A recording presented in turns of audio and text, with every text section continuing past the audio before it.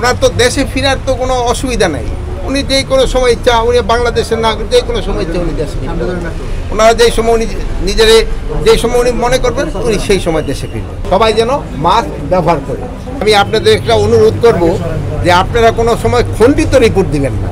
কোনো রিপোর্ট আমরা যেটা বলি এটা পুরাটা বলবো, পুরাটা না বললে এই খণ্ডিত রিপোর্ট যেটা দেওয়া হয়, এই খণ্ডিত রিপোর্টগুলি কিন্তু এই পার্শ্ববর্তী দেশ যারা আমাদের তারা কিন্তু তাদের সাহায্য করে।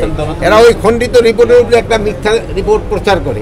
সেই জন্য আমি আপনাদের কাছে অনুরোধ করব যে আপনারা কোনো খণ্ডিত রিপোর্ট দিবেন না, দিলে রিপোর্টটা সম্পূর্ণটা দিবেন। আমি যে কথাটা বলি ওইটা সম্পূর্ণটা বলবেন। এটা কি আপনারা রাজি আমার সাথে নাকি? কোনো সময় আর খণ্ডিত রিপোর্ট দিবেন না তো?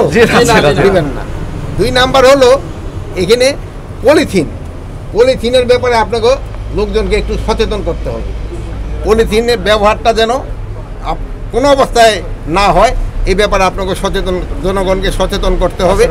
আর 3 নাম্বারে যে আপনাকে কাছে আমি মাছ বিতরণ করলাম, ভাইয়েরা আবার অনেকে পকেটে রেখে দিছে, এটা পকেটে না, এটা নাকে রাখতে হবে, বলতে নাক মুখে, যেহেতু এই যে স্বাস্থ্য, এই জন্য আপনাকে একটু সচেতন সবাইকে করতে হবে, সবাই যেন মাস্ক ব্যবহার করে।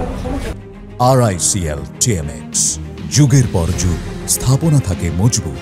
এই এখনো কিন্তু আমাদের এটা ওইরকম অত কোনো বড় সমস্যা হচ্ছে না, তারপরেও আমাদের এটা সবাই ব্যবহার করতে, এটা সচেতনামূলক ব্যবস্থা।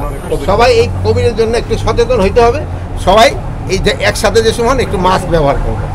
এখন আপনাকে যদি কোনো প্রশ্ন থাকে, অনুরোধ হলো এই রিপোর্টটা এটা মাস্ক ব্যবহারটার সম্বন্ধে বলবেন। 2 নাম্বার হলো খণ্ডিত রিপোর্টের ব্যাপারে বলবেন, আর 3 নাম্বার পলিথিনের ব্যাপারে বলবেন।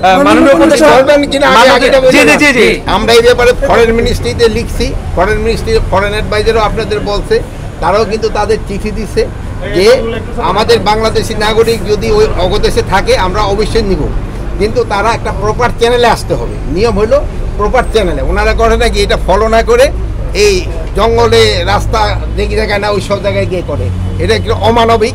এই যেগুলো আমরা কিন্তু এটা শুধু আমাদের না, আমাদের যে অ্যাম্বাসেডার আছে, হাই কমিশনার আছে দিল্লি, তাকেও এটা বলা হয়েছে, এবং ফরেন অ্যাডভাইজার এই ব্যাপারে আপনাকে কিন্তু ব্রিফও করছে।